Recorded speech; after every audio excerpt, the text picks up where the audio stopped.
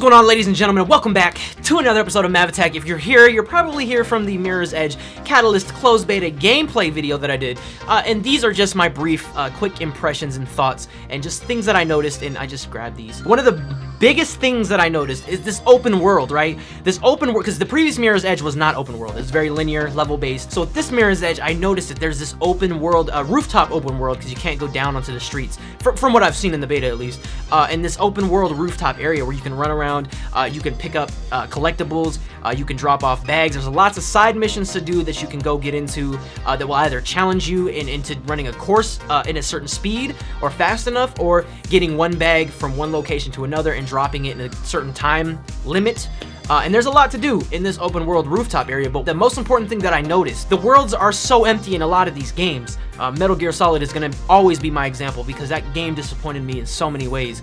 But from what I saw in this closed beta, the open world is very alive and breathing. You go from running on rooftops to seeing other runners just standing there dicking around, you know, practicing running and stuff. You get to another rooftop and there's a couple security agents fighting somebody that's resisting them, and then you go into a corridor, you go through another door in a building, and you see some people in their, you know, in their shop working. It's like a living, breathing world on some rooftops, and I was looking at it running around, and I'm like, yo, I don't feel like it's just a girl on a roof running around doing aimless shit. Everything that I was doing, I felt I was getting rewarded for what I was doing. And the game, and I guess we'll just talk about it now, the game has RPG elements. It has skill trees where you can allocate points that you get from leveling up and unlocking things, and you allocate these points to a certain skill. So for example, Faith in Mirror's Edge 1, you could always roll. Now in this one, you don't get that up front. You have to keep working, you know, running errands, doing main missions, doing side quests, doing challenges and trials, doing whatever, finding unlocks, whatever, to then get points to unlock that roll, or to unlock being able to tuck your feet when you jump over fences or something so you don't catch your feet on barbed wire or anything. So I like that the open world is not empty and it's filled with tons of stuff to do, even in this closed beta that we're seeing. Just a tiny portion of the massive rooftop map universe that we're seeing when we zoom out of the map in the menu, but also the RPG elements, the unlocking skills.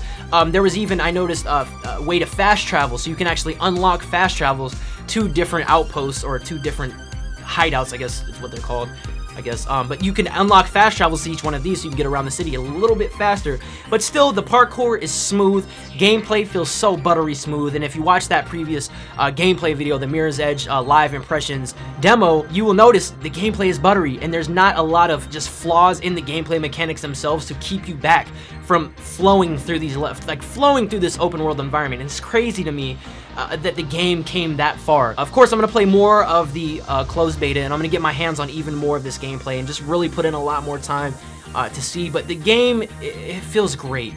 If you've ever wanted to play a first-person game where you can do parkour, run across rooftops, chain together smooth running combos, do time trials, there's a lot here. These are just kind of my brief thoughts and impressions. Like I said, you can go watch the gameplay video, the kind of live run-through gameplay video. If you want a further look at some of the gameplay mechanics and how I played it specifically, and I did skip a lot of the story elements and a lot of the dialogue stuff in that gameplay, so you can't actually see much of spoilers in there. So you can just, if you want to see gameplay and you want to see kind of how the first little piece of the closed beta kind of branches out, go check out that video. I will link it on screen, in the description, everywhere basically. Click the little eye on your mobile device up in the top right corner. These are basically my first impressions, first thoughts. Mirror's Edge Catalyst is looking to be one of the greatest games of 2016, just from what I played. In the gameplay video, that was the very first piece of the closed beta, and then there's so much more that opens up. The gameplay that you've seen on this video was recorded after I finished that gameplay video,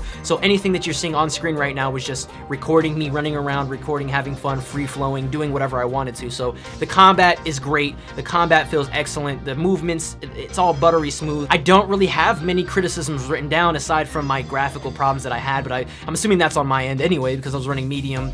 A lot of the textures were ugly and shit, so and I also was recording local, so it, you know, frame rate got kind of janky at times, but I don't have any complaints really at this point in time. I mean, the game is just beautiful, graphically mechanically, combat is great. So with that all being said, Mirror's Edge is definitely something that I am very, very excited for that I wasn't previously. I saw gameplay, saw impressions, trailers, previews, all that stuff, but I wanted to wait and get my hands on it just to make sure that this was one of those games that I'm really looking forward to and really excited for, and I am very excited for it. So with all that being said, thank you guys all so much for watching this episode of MavAttack. Got into the closed beta, and you're experiencing what I've been experiencing, and let me know what your thoughts are down in that comment section below. Like I said, really looking forward to this game, and tap that like button if you guys enjoyed this episode of MavAttack. All you Mav stay rad, and all you Mav stay fab.